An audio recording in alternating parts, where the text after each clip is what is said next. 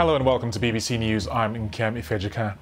US President Donald Trump has caused outrage in France by suggesting that the 2015 attacks on Paris could have been stopped by giving people guns. He mimicked gunmen summoning and shooting victims one by one, using his hand to imitate a gun being fired.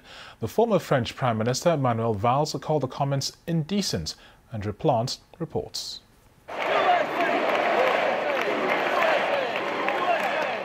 It's become an annual event, President Trump addressing America's National Rifle Association.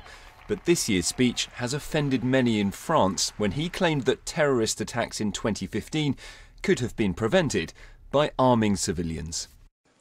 Nobody has guns in Paris, nobody. And we all remember more than 130 people, plus tremendous numbers of people that were horribly, horribly wounded. You notice nobody ever talks about that. But if one employee or just one patron had a gun, or if one person in this room had been there with a gun aimed at the opposite direction, the terrorists would have fled or been shot.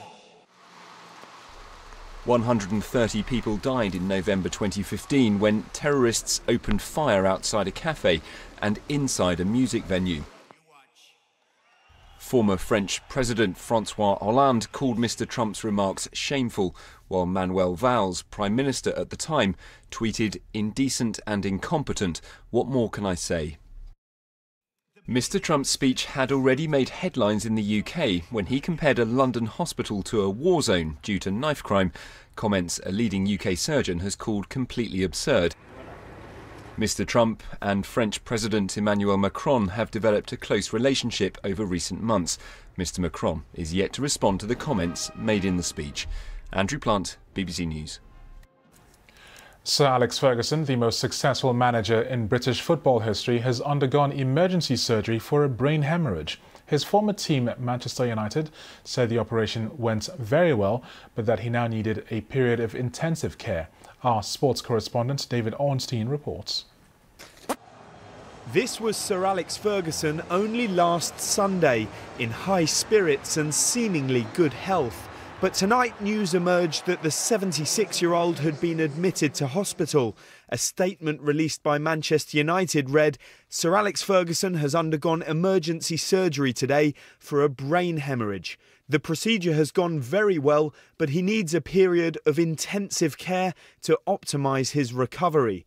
Speculation began when his son Darren, manager of Doncaster Rovers, was absent from their match against Wigan Athletic today, with the club saying it was for family reasons. Sir Alex Ferguson retired as Manchester United manager in May 2013 after winning an incredible 38 trophies in 26 years. The Scot famously won the treble of Premier League, FA Cup and Champions League trophies in 1999, the same year he was knighted. Gordon Taylor, boss of the Professional Footballers Association, said, "All our thoughts and prayers are with you, Sir Alex. God bless," as messages of support poured in from across the football community. I hope he's in good hands and I hope the operation is a major success because you know, it's as a personal friend, it's you know, I hope he has a full recovery. Sir Alex Ferguson is one of the greatest figures the game has ever known. His success at Old Trafford earning him legendary status. The hope is he'll win this battle off the pitch as he did so often on it. David Ornstein, BBC News. For the first time in 9 years, the Lebanese voters are choosing a new parliament. Sunday's election will be held under a new voting system, which is aimed at moving the country to a more proportionally representative government. The country is beset by sectarian and political divisions and overshadowed by the conflict of refugees. Afghan security forces say they have recaptured a district in the remote northeastern province of Badakhshan from Taliban insurgents. The Interior Ministry told the BBC troops were now in full control of Kohistan district after fighting in which many militants were killed.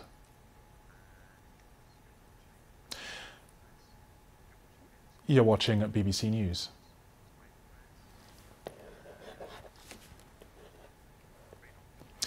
Now, still to come here on BBC News, the first proper look at Prince Louis as photographs of the newest British royal are released.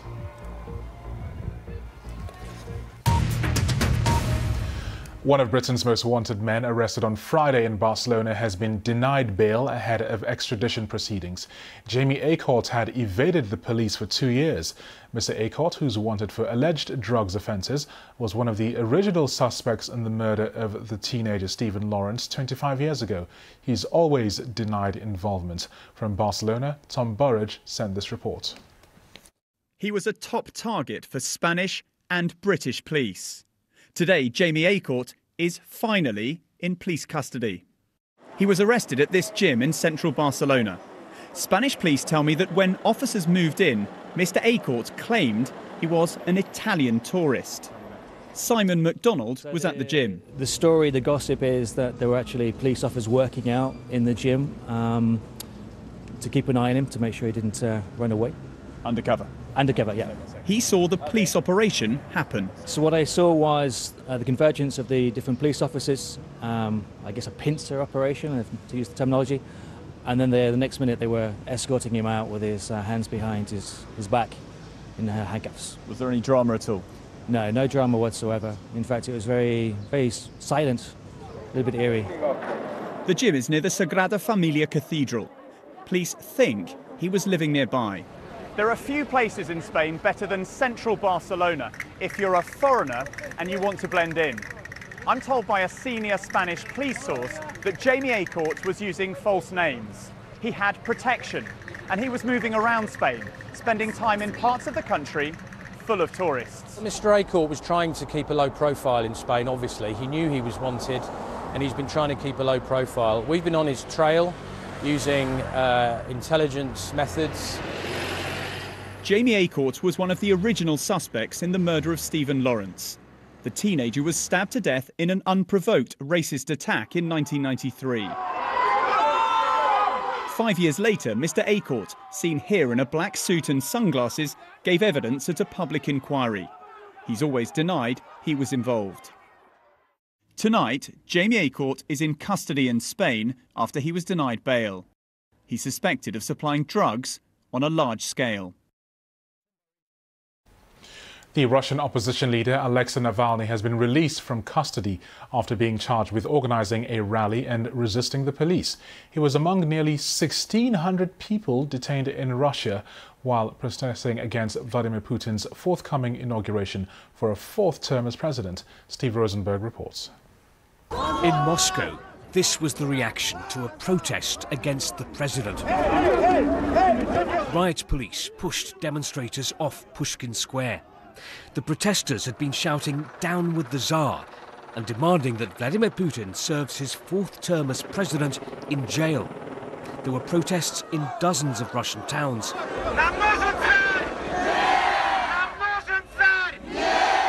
Do we need a Tsar? Asked opposition activist Alexei Navalny, who'd organised the protest. No, they shouted. Soon after, police dragged him away too. Earlier on the square, Russian nationalists supporting President Putin vowed to prevent a Ukraine-style revolution in Russia. The anti-government protesters shouted them down. On paper at least, Vladimir Putin has little to fear from a street protest. A recent survey found that the vast majority of Russians have no desire to take part in political demonstrations. And yet, any public display of dissent makes the Russian government nervous. And that is because the Kremlin has seen people power force political change in countries on Russia's doorstep.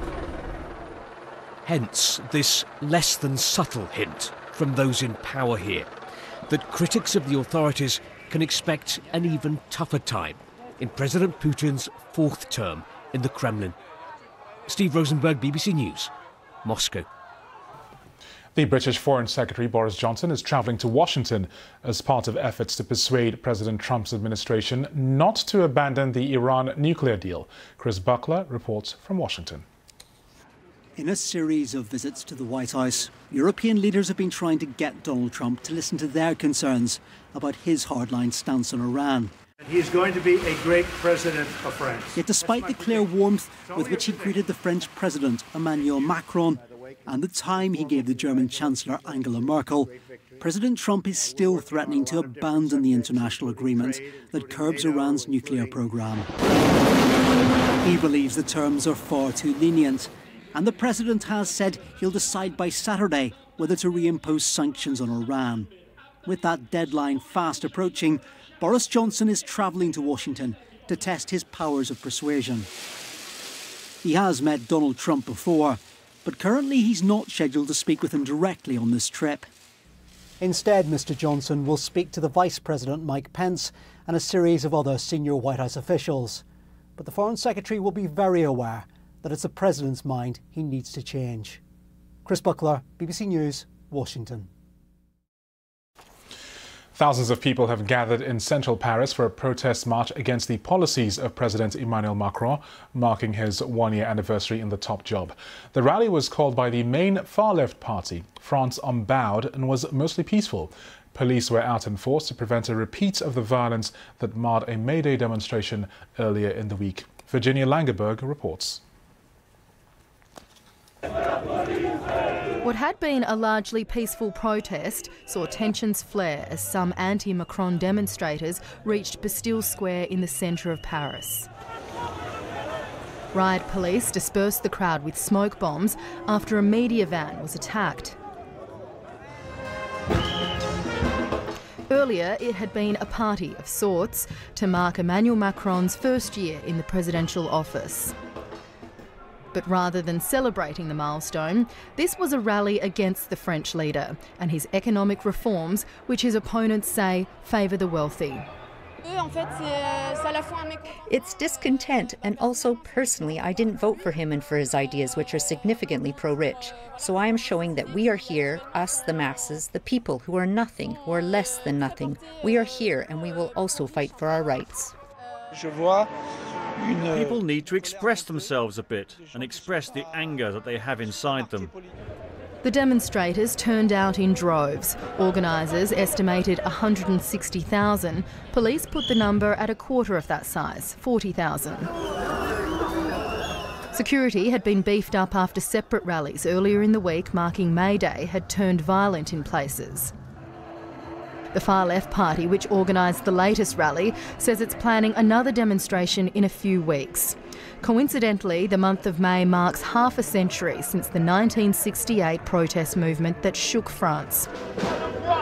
Though it remains to be seen whether Macron's opponents have the capacity to change the president's tune. Virginia Langeberg, BBC News.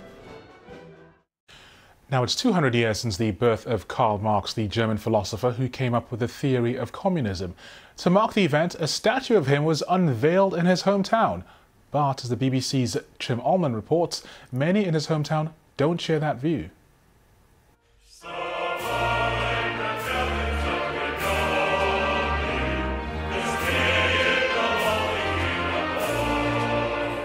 He was one of the most controversial, divisive, but arguably important thinkers of the 19th century.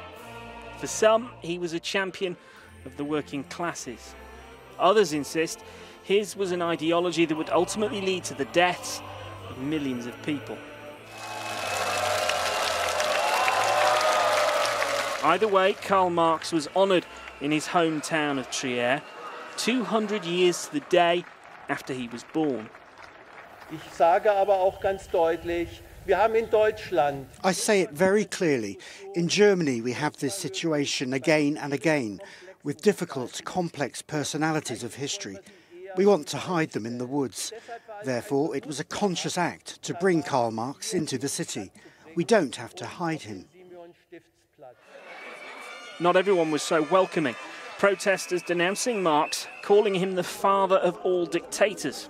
But there were others condemning capitalism, still following his ideals. It's the mark of the, in a way, the greatness of the thought, that it generates enormous polarisation still. And there's a huge split in Europe between East and West. This bronze statue honours Trier's most famous son, a man who still inspires and still divides. even in the 21st century. Tim Allman, BBC News. This is BBC News, and these are the latest headlines. France has objected to President Trump's suggestion that the 2015 attacks on Paris could have been stopped if French people were armed. Sir Alex Ferguson, the manager who made Manchester United one of the world's leading football clubs, is in intensive care after suffering a brain hemorrhage. A NASA mission to study learn more about what Mars is made of has taken off from California and is beginning its 6-month journey. The rocket is carrying a probe which is designed to help scientists find out about what lies beneath its crust. Our science correspondent Victoria Gill has this report. 3, 2, 0. Right on time, shrouded in fog, at 4:05 a.m. local time, the Atlas V rocket carrying NASA's Mars InSight lander launched from Vandenberg Air Force Base on the Californian coast. Current velocity 4,542 miles per hour. This, the US Space Agency says, is not just another mission to the Red Planet, but a journey back in time. Probing beneath the surface of Mars for the first time, InSight will aim to take the pulse of the planet to work out how it formed more than 4.5 billion years ago. Centaur continues to look excellent at this point. Once it's unfolded its vital solar panels, the robotic lander will carefully put down its own scientific instruments, which will map the deep structure of the planet. These will take the temperature of Mars and analyse the structure of its core. One instrument, a seismometer, will pick up signals from Martian earthquakes or Marsquakes. Unlike previous missions, the most recent missions have been looking for water and habitability. This particular one is looking at how the planet itself is made up, how it's built. Earth and Mars formed at the same time, probably by similar processes, so this mission could also shed light on why the two planets are so different. Beyond a trip to Mars, scientists say this is a mission to our solar system's past. Peering beneath Mars' surface could also help us understand how Earth, the Moon, and even distant exoplanets around other stars evolved. Victoria Gill, BBC News. Well, Corey Powell is a space correspondent and former editor-in-chief at Discover magazine. He's been covering space and astronomy for 30 years. Thank you so much for joining us, Corey. I always want to, whenever we do space stories, people always think, why should I care about this? This is about another planet, not about us. But I'm really curious about this, which is about low-budget future space missions. How will this work? How does this mission help that? Well, so this mission has a little second component, which hasn't been advertised quite so much because it's a rather subtle thing. It's flying with 2 CubeSats. These are little off-the-shelf spacecraft that have been used for a number of years in Earth orbit. This is the first time anybody's sending one of them into deep space, and the appeal of the CubeSat is that they can be built very cheaply. They basically roll off an assembly line. It's a small spacecraft about the size of a briefcase, and this is the first time someone's sending it out to another planet. If it works, this is a much cheaper way. This is a way to do planetary exploration on the kind of budget that a university or a private institution could afford. So, the spotlight is on Mars InSight, but these little satellites, which the engineers nickname Eva and Wally, after the characters from the animated movie, these if this is a test run, and if they work as performed, what they'll do this time is they'll allow us to monitor the spacecraft as it lands on Mars. But in the future, this could be really a quite new and quite exciting way of opening up the possibilities of who gets to explore and what we get to do. Okay, now let's check out the core mission of this exploration, which is to check out the geophysics of Mars itself. I mean, this sounds astonishing. I mean, there is so much to learn, it seems. Right. It's a somewhat subtle mission because it's not going to be a pretty pictures mission. The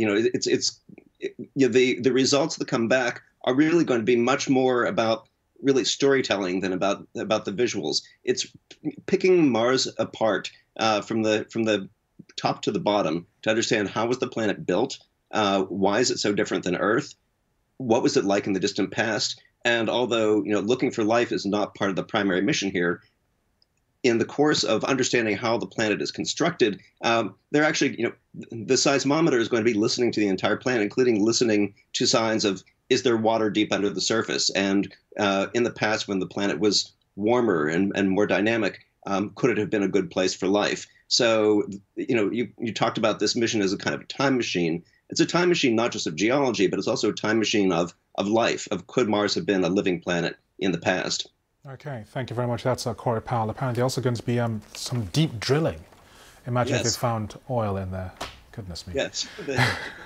Now, commemorations have taken place on the Scottish island of Islay to mark the 100th anniversary of two First World War troopship disasters that took the lives of hundreds of American soldiers. Princess Anne took part in events to mark the centenary of the sinking of the SS Tuscania and wreck of the HMS Otranto in 1918. From Islay, here's our correspondent, Glenn Campbell.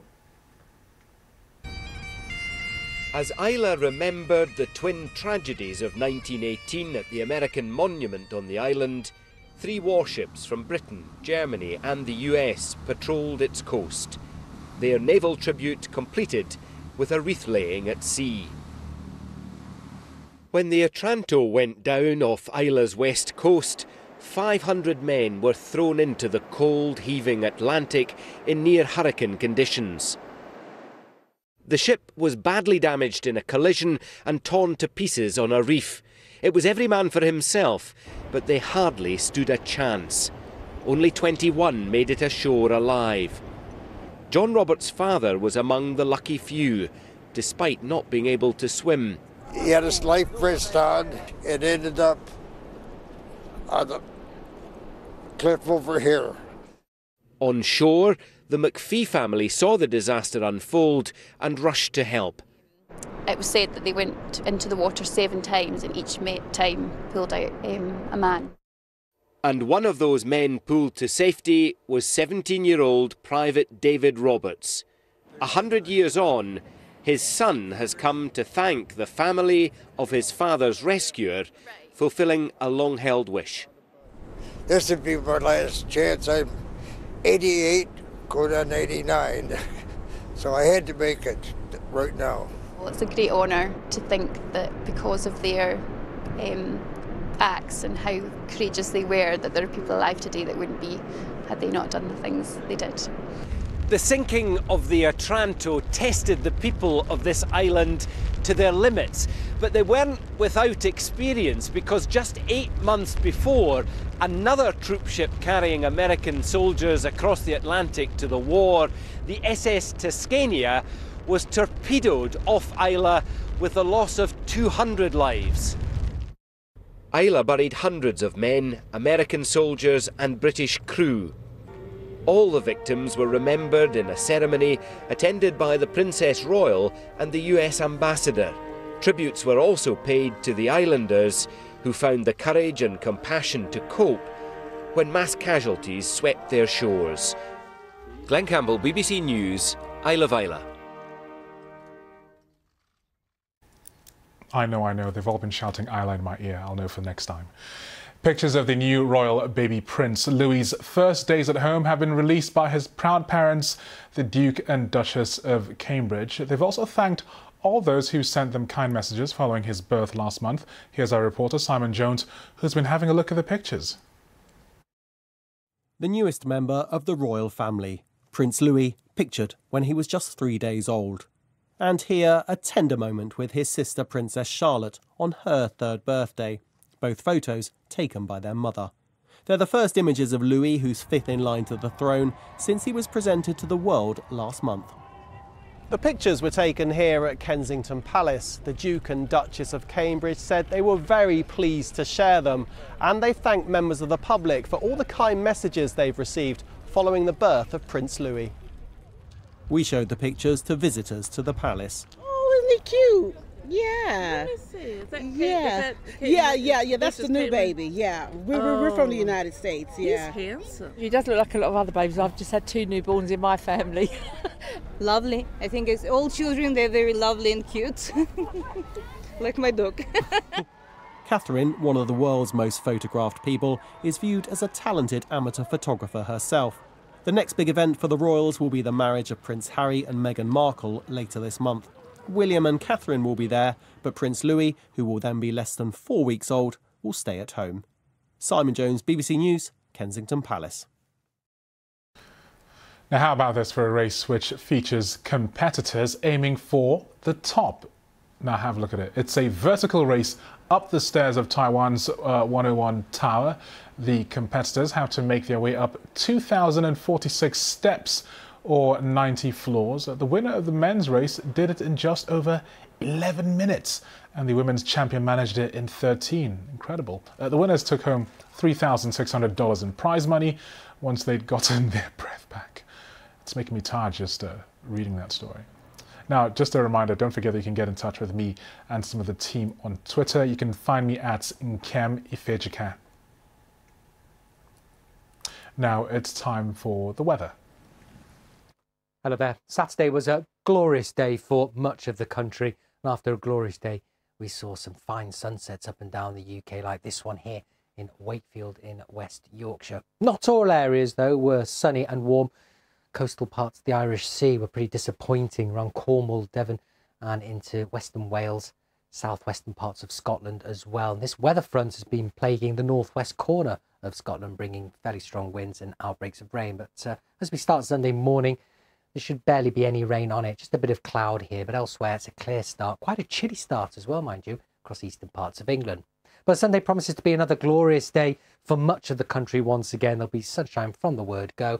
A bit of cloud across Scotland, but I think we're looking at a better day through the central belt through Sunday afternoon. Again, there could be some low cloud and some mist around Irish Sea coasts. Top temperatures reaching 24 or 25 Celsius, so another very warm day on the cards. We import even warmer air off the near continent for Bank Holiday Monday. Looks like it's going to nudge temperatures into the upper 20s Celsius, potentially being a record-breaking early May Bank Holiday. We could still see a little bit of low cloud and some murk in the Irish Sea, maybe the odd shower across the northern half of Scotland. But that said, most places will be dry and sunny, maybe a bit cool across the northeast of Scotland, with a bit of cool air moving in off the North Sea, so 13 degrees for Aberdeen, 26 or 27 Celsius. So this is likely to be the high for Bank Holiday Monday, which will easily break the last Bank Holiday record, which was achieved in 1999, of 24 degrees in Hampshire. Now on Tuesday, start seeing some subtle changes. This area of low pressure starts to bring cooler air into the western side of the UK, a weather front as well, which will be very weak. It'll bring outbreaks into Northern Ireland, western Scotland, but further south, it'll be no more than a band of cloud. Eastern side of England, though, another very warm day on the cards. In fact, we could be looking at 27, maybe one or two places seeing 28 Celsius, but a cooler, fresher feel to things further north and west. Next area of low pressure moves in for Wednesday, and this one will have more oomph to it. Stronger winds. In fact, it's going to be very windy for Northern Ireland, western Scotland, and more of an active cold front. So it looks like it's going to bring a band of rain initially into Northern Ireland and into western parts of the country later on Wednesday as we head on in towards Thursday. But still some sunshine across southern and eastern parts of England mean a relatively fine day here. Temperatures touching 20 degrees, but a much cooler, fresher feel out west.